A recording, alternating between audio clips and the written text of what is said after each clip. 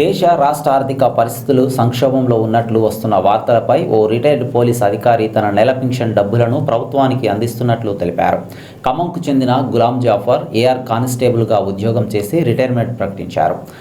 అయితే ఆర్థిక పరిస్థితుల్లో దేశం సంక్షోభంలో పడబోతున్నట్లు వస్తున్న వార్తలు టీవీలు పేపర్లు చదువుతూ ఆందోళన చెందేవారు తన వంతుగా ఏదైనా చేయాలని నిత్యం పరితపించేవాడు. ఈ క్రమంలో తనకు నెల నెలా ప్రభుత్వం అందించే ఉద్యోగ పెన్షన్ డబ్బులు 20,000 రూపాయలను ప్రభుత్వానికి అందించేందుకు ముందుకు వచ్చాడు. ఇందుకోసం కలెక్టర్ గౌతమ్కు దరఖాస్తు చేసుకొని ఈ నెల వచ్చే డబ్బులను ప్రభుత్వ ఆర్థిక శాఖకు అందించనున్నట్లు ఆయన పేర్కొన్నారు. వివిధ వ్యాపార వర్గాలు కూడా తమకు వచ్చే లాభాల్లో కొంత ప్రభుత్వాలకు తిరిగి చెల్లించి దేశ అభివృద్ధికి బాటలు వేసుకుందామని ఆయన కోరుతున్నారు. గౌరవనీయులైన విలేకరులారా, ఈ దేశంలో ప్రజాస్వామ్యాన్ని కాపాడేవారు, ఈ సమాజంలో ఉన్న చెడుని చెప్పేయడానికి ప్రయత్నం చేసేవారు, మంచిని బయటికి తీసుకొచ్చి కళ్ళకు అద్దినట్టుగా చూపెట్టేవారు ఈ సమాజానికి, భారతదేశానికి విలేకరులు కళ్ళు లాంటి వాళ్ళు. మాకు మీ అందరికీ నా అభినందనలు, వందనములు, నమస్కారములు. నేను ఒక రిజర్వ్ కానిస్టేబుల్ని, ఒక సామాన్య వ్యక్తిని. 1981లో నేను కంపల్సరీ రిటైర్మెంట్ అయ్యాను. నా పేరు గులాం జాఫర్.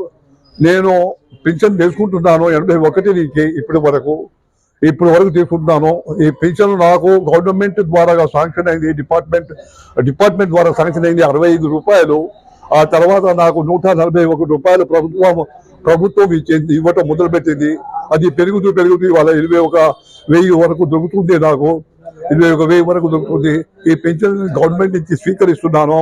నాకు కొన్ని రోజుల నుంచి నాకు మానసికంగా నేను బాగా ఆలోచించటం మొదలుపెట్టాను. మానవత ధర్మంతో ఈ ప్రభుత్వం ఆర్థిక పరిస్థితి బాగులేదు. ఆర్థికంలో వాళ్ళు ఇది సంక్షేమం ఉంది. ఆర్థికంగా బాగు చేసి ప్రభుత్వానికి చేయూత ఇద్దాం అంటే నా దగ్గర ఏమి లేదు. ఏం చేయాలి అర్థం కాక నా స్నేహితులు సలీం గారు, నా మిత్రులు, వారి యొక్క సలహా ప్రకారంగా, వారి యొక్క ఆత్మీయత ప్రకారంగా నేను నా యొక్క నెల పెన్షన్ గవర్నమెంట్కి స్వీకరించామని, ఫిబ్రవరి నెల పెన్షన్ స్వీకరించామని కలెక్టర్ గారికి అప్లికేషన్ పెట్టాను.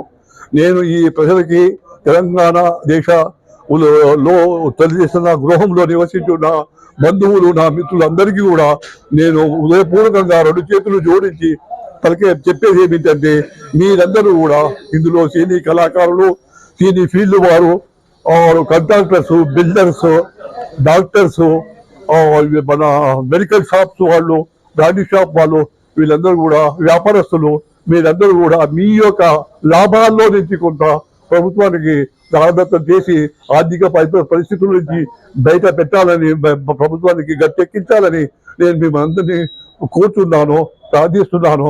దయచేసి ఈ సామాన్యుని మాట మీరు స్వీకరిస్తారని నేను